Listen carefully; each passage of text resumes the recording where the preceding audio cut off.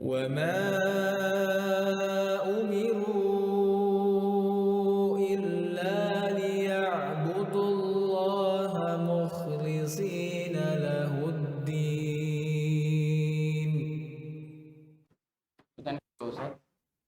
Apa membuat poster di media sosial?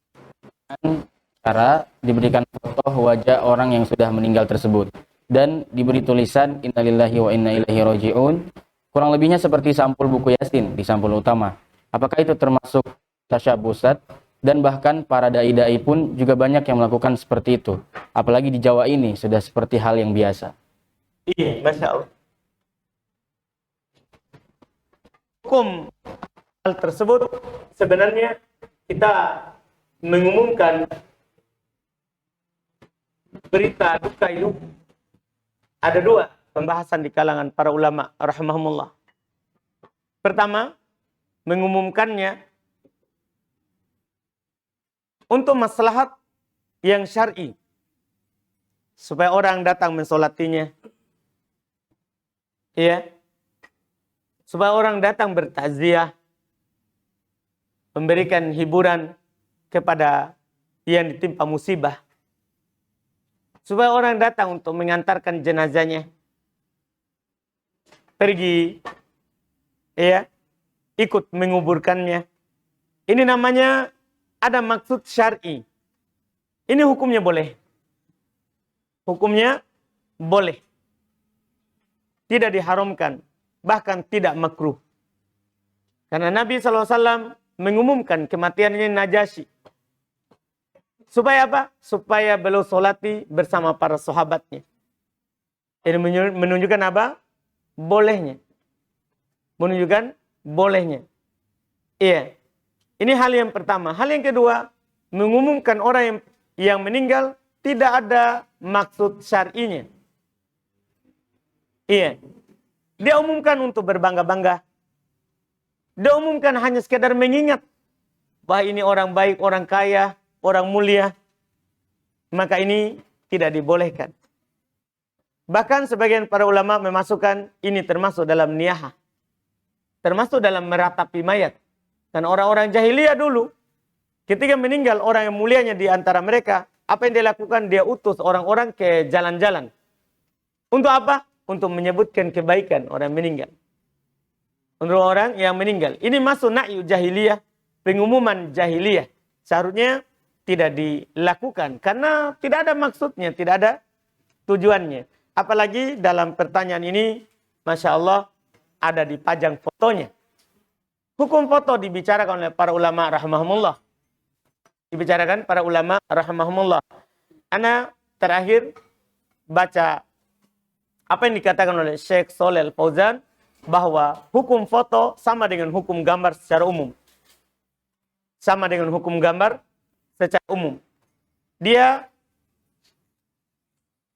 mendapatkan laknat dari Allah Subhanahu wa taala. Iya. Juga diancam dengan neraka. Karena Nabi SAW bersabda, "Kullu musawwir finnar." Setiap orang yang menggambar di dalam neraka. Shalih Al-Fauzan masukkan juga foto dengan alat kamera sekarang ini sama, diancam dengan neraka. Masuk dalam hadis ini.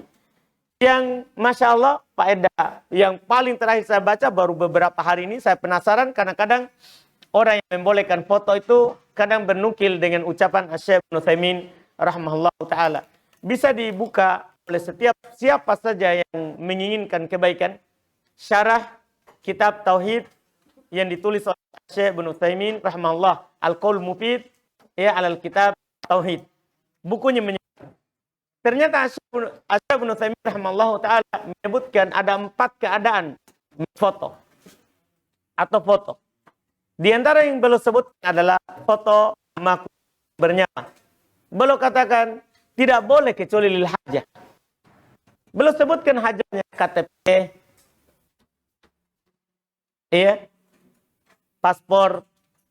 Ternyata seperti itu. Coba kalau memang tidak percaya bisa dibuka. Saya juga penasaran dulu di mana kenapa orang berdalil dengan Syekh Utsaimin. Beliau bilang boleh, tapi lil hajah. Untuk hajat, kebutuhan. Itu pun belum mempersyaratkan. Tidak boleh disimpan. Karena beliau anggap ini kamera bukan perbuatan manusia.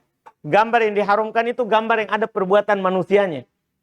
Kamera ini bukan perbuatan manusia kata beliau. Cuman masalahnya ini kamera bisa nggak dia foto sendiri tanpa ada tangan orang. Itu masalahnya. Karena beliau katakan bukan perbuatan manusia. Dia tidak gambar. Terus beliau syaratkan. Satu, tidak boleh diubah sama sekali. Ditambah warnanya, ditambah ininya. Tidak boleh. Kapan diubah? Sudah masuk perbuatan manusia.